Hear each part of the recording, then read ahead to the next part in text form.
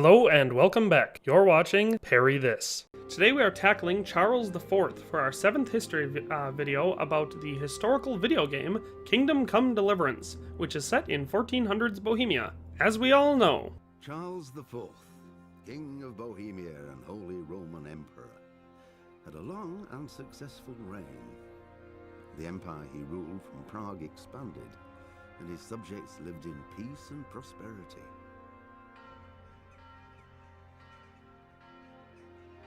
When the emperor died, the whole empire mourned. More than 7,000 people accompanied him on his last procession. So, since Charles IV was such a prolific figure and accomplished so much, we will be whittling this video down to just the gems, as it is hard to fit all the accomplishments of a man like this into a 10-minute video. But in any case, let's just dive on in. Charles IV, by name Charles of Luxembourg, original name Wenceslas, Czech name Karl Luchemburski or Vaclav, German Karl von Luxembourg or Wenzel, was born May 14th, 1316 in Prague. His parents were King John of Luxembourg, of the Luxembourg dynasty of course, and Queen Elizabeth of Bohemia, of the famous Czech Přemysl dynasty. As mentioned above, he was born Wenceslas, named in honor of his grandfather on his mother's side, Wenceslas II.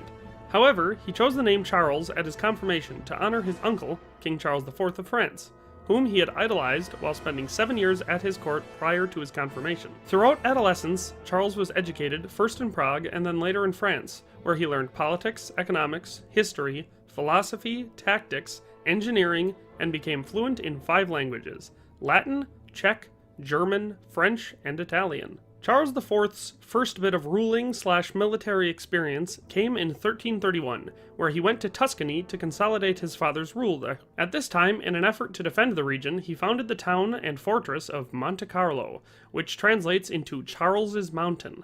From Monte Carlo, Charles governed the lands of the Bohemian crown on his father's behalf due to King John's inability to do so due to his advanced age and failing health.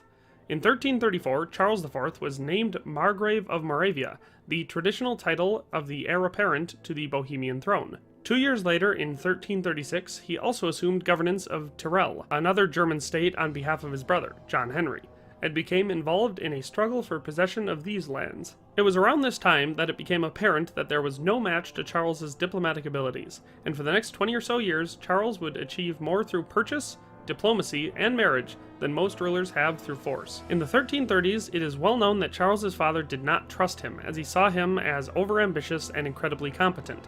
But as King John aged and his health failed him, he became more and more reliant on his son, to not only handle most affairs of state, including diplomacy, but also handling the internal issues of raising a royal army and paying for the towns and castles that had been pawned off during King John's reign. Charles was elected German king in 1346, in conflict with the current German king, Emperor Louis IV, also known as Louis the German, who had been excommunicated by the Pope in 1324. In any case, it was in 1346 where his father, King John of Bohemia, died at the Battle of Crecy. This battle was the second major conflict in the 100 Years' War between the French and the English. King John led the Bohemian Crown Army in alliance with Philip VI, King of France, and brother-in-law to Charles IV. I won't go into detail about this battle at this time, but to suffice it to say that the French lost, and lost bad. And given how nearly everyone in this battle died, I would say it is safe to assume that King John of Bohemia suffered a deadly case of English longbow syndrome. In any case, with his father dead, on September 2nd, 1347, Charles IV was crowned King of Bohemia. At this time, now crowned King of Bohemia, Charles prepared an army to invade Louis IV's lands, but Louis IV died after suffering a stroke during a bear hunt, and for a few years his remaining supporters continued to elect anti-kings in opposition to Charles IV. This continued until Charles was able to win over the vast majority of nobles in Germany by granting privileges to towns in the south and becoming friends with the nobles in the north. By late 1347, Charles had established himself as the only German king, and was recognized as such. It was after his coronation as King of Bohemia in 1347 that he issued the new laws of coronation and defined the constitutional position of the king in the state. From then on, Bohemia became a hereditary monarchy, in which the law of succession of the firstborn son and his descendants was to be valid and binding. Charles, with the German and Bohemian crowns secured, went on to establish Prague as the capital for his rule, and from here on it would continue to serve as the capital of the Holy Roman Empire. It was in these years that he rebuilt the city of Prague in the model of Paris by establishing the new town. He also founded Charles University in Prague, which became one of, if not the most prestigious universities in all of Europe for bureaucrats, engineers, and lawyers alike. It did not take long for Prague to become the intellectual and cultural center of all of Europe. In 1348, Charles established a friendship with the Habsburgs by marrying Rudolf II of Bavaria's daughter, Anna, after his current wife had died that year. In 1354, Charles crossed the Alps without an army, received the Lombard crown in St. Ambrose Basilica, Milan on the 5th of January 1355, and was crowned emperor at Rome by the cardinal in April of the same year. His sole object appears to have been to obtain the imperial crown in peace, in accordance with a promise previously made to Pope Clement. He only remained in the city for a few hours, in spite of the expressed wishes of the Roman people. Having virtually abandoned all the imperial rights in Italy, the emperor recrossed the Alps, pursued by the scornful words of Petrarch, but laden with considerable wealth. On his return, Charles was occupied with the administration of the empire, then just recovering from the Black Death. And in 1356 he promulgated the famous Golden Bull to regulate the election of the king. The Golden Bull was a name given to a decree issued by the Imperial Diet at Nuremberg and Met, headed by Emperor Charles IV, which fixed, for a period of more than 400 years, important aspects of the constitutional structure of the Holy Roman Empire. Basically, all this did was take the Pope out of the process of electing a new king of the Romans, giving all the power to 7 people known as the Prince-Electors. These people would be whoever held the following offices: the Archbishop of Mainz, the Archbishop of Cologne, the Archbishop of Trier, King of Bohemia, Count Palatine of the Rhine, Duke of Saxony Wittenberg, and Margrave of Brandenburg. This decree also clarified the election standards. From here on, 4 out of 7 votes could elect, meaning that 3 could no longer block an appointment. From 1356 to 1371, Charles continued his policy of expanding his power, lands, and titles through diplomacy, marriage, and alliance. He put forth a great deal of effort to ensure sufficient lands, titles, and privileges for his relatives and allies.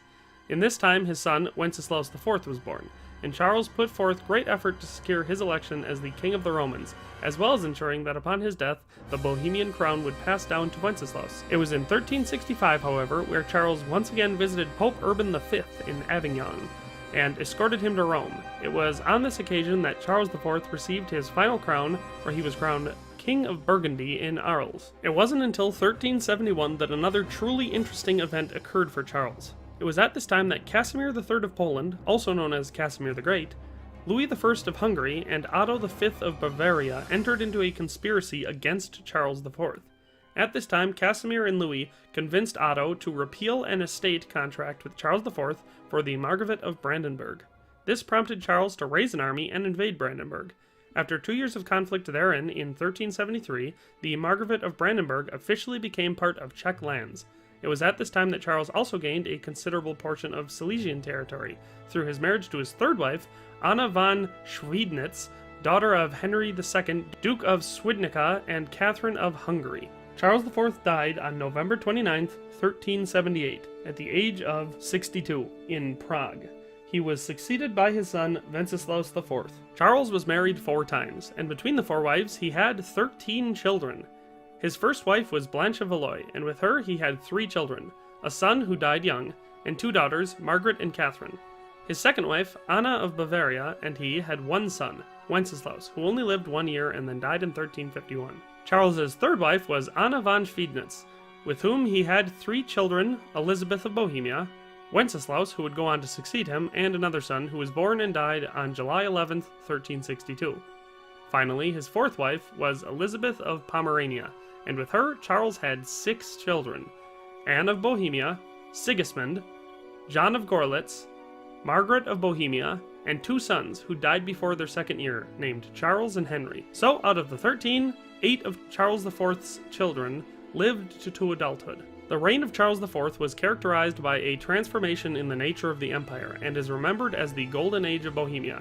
He promulgated the Golden Bull in 1356, whereby the succession to the imperial title was laid down. which held for the next 4 centuries. He also organized the states of the empire into peacekeeping confederations. In these, the imperial cities figured prominently. The Swabian Landfried Confederation of 1370 was made up almost entirely of imperial cities. At the same time, the leagues were organized and led by the crown and its agents. As with the electors, the cities that served in these leagues were given privileges to aid in their efforts to keep the peace. He assured his dominance over the eastern borders of the empire through succession treaties with the Habsburgs and the purchase of Brandenburg. He also claimed imperial lordship over the Crusader states of Prussia and Livonia. Most historians agree that despite his political achievements, Charles IV's greatest legacies were his contributions to culture and the arts. He is credited for building the following 8 castles: Karlstein Castle, Kasperk Castle, Lauf Castle, Monte Carlo, Radin Castle, Radek u Perkars, Tepanik Castle, and Karlsfried Castle. During his rule, Prague became the capital of the Holy Roman Empire. The name of the royal founder and patron remains on many monuments and institutions. For example, Charles University, Charles Bridge, Charles Square, High Gothic Prague Castle, and part of the Cathedral of St. Vitus by Peter Parler was also built under his patronage. Finally, the first flowering of the manuscript painted in Prague dates from Charles' reign. In the present Czech Republic, he is still regarded as Pater Patrii, father of the country, or Otek Vlasti, a title first coined by Adalbertus Ranconis de Ericino at his funeral. Well, that does it for this one. Trust me, I whittled it down quite a bit. I could have prattled on about this guy for an hour, because he spent his whole life doing stuff. But I feel that I hit most of the important stuff in here. In any case, thanks for watching. I hope you found this video to be both entertaining and informational. I invite you to subscribe to the channel and stay tuned so you can help decide who gets the next video. But in any case, thanks for watching and have a nice day. I'll see you next time.